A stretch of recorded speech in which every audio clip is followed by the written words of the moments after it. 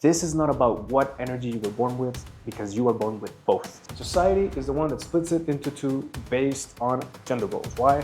Because that's how it happens. It's just you forget one and are taught to embrace the other. They're energetic, very high octane energy. It's always show, do. Cooperate with each other to find balance, because guess what? In reality, this is all one primordial energy that is manifested in different actions. But the people that are able to become an integrated being become godlike on their own.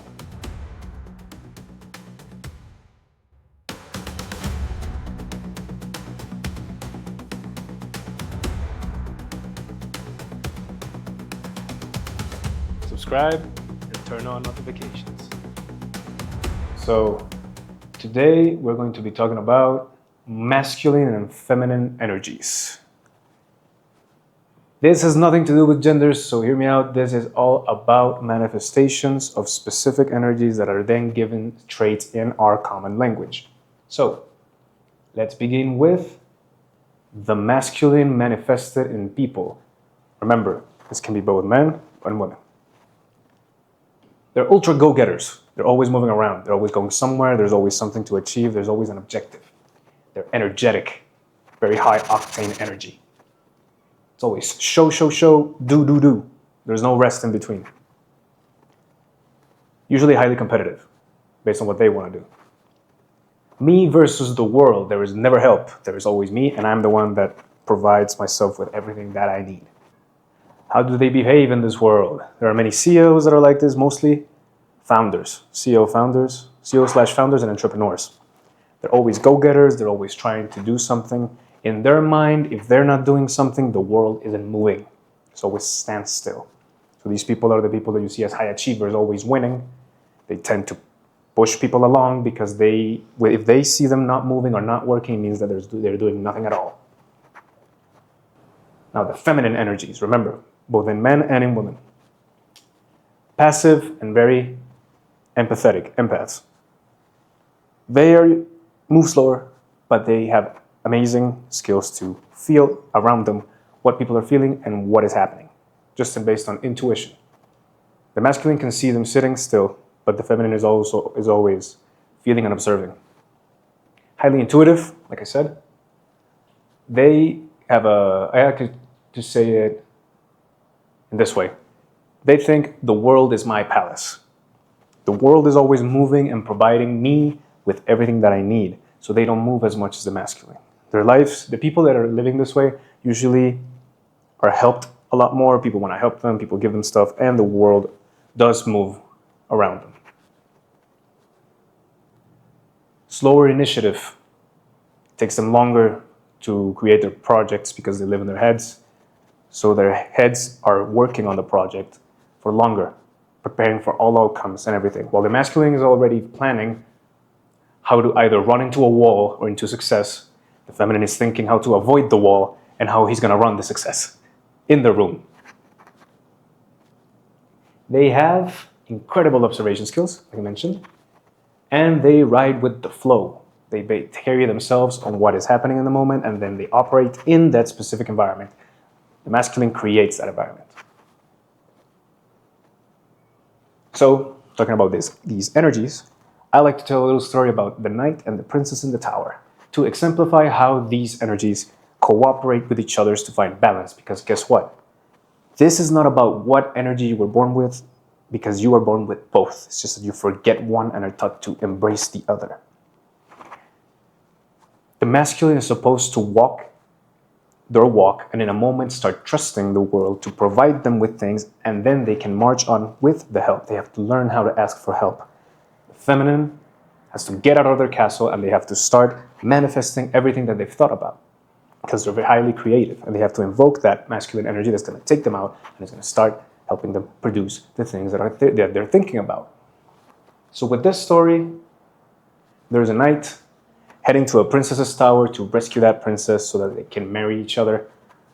He is running along. He doesn't listen to the wizard. He goes straight into the woods. He gets lost. He wanders around, and the feminine is in the tower, sending a signal, waiting for the knight to show up. When the masculine is hyper-masculine, he runs into everything, ends up going on different quests, succeeding in places where he shouldn't be succeeding because time is limited. He's supposed to be somewhere.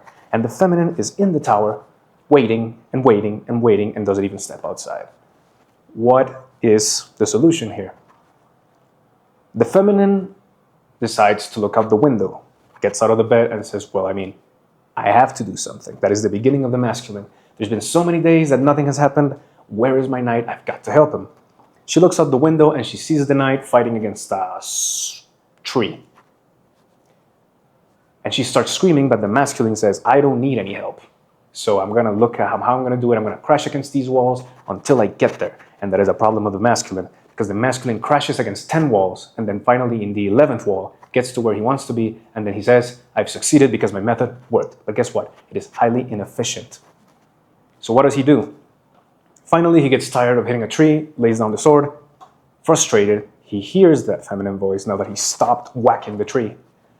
And then he goes, well, I don't want any help, he says to the princess, but the princess says, let me tell you what to do. So then the knight, sometimes some people in that masculine energy refuse to listen and then go again, but then one point they get tired and then they listen. And what happens?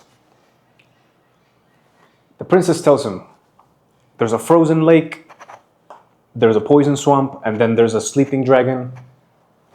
Go through that path, those are the signs, and then you're going to reach me. So the masculine now goes, okay, now I have a plan, but then he's waiting for the feminine to do more.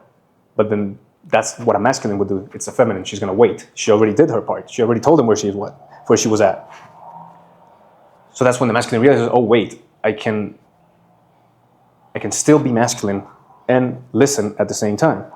Because the princess says, go. I don't know how you're going to do it. I already told you what you're going to do. I don't know how you're going to go past the frozen lake. I don't know how you're going to go to the poison swamp. I don't know how you're going to kill the dragon. That's on you.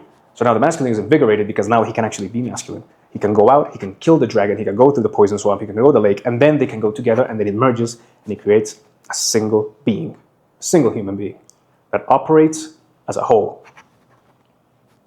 Society is the one that splits it into two based on gender roles. Why? Because that's how it happens. So the masculine is attributed to the male, the female, the feminine to the female, but in reality these energies are unitary.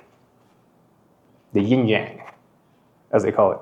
So in reality, this is all one primordial energy that is manifested in different actions. So don't let yourself be fooled by the actions. A father can be nurturing to the kids by playing with them. That is being nurturing. A mother can nurture by taking care of the kids. It's still the same energy. The female can be proactive by protecting her sons, her daughters.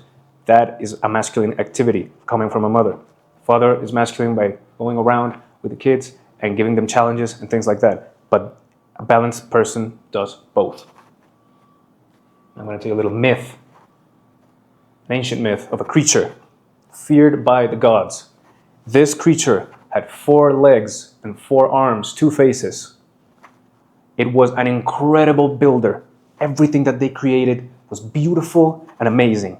And the gods grew jealous because these creatures became so powerful that they said they are going to overturn our reign. So what did they do?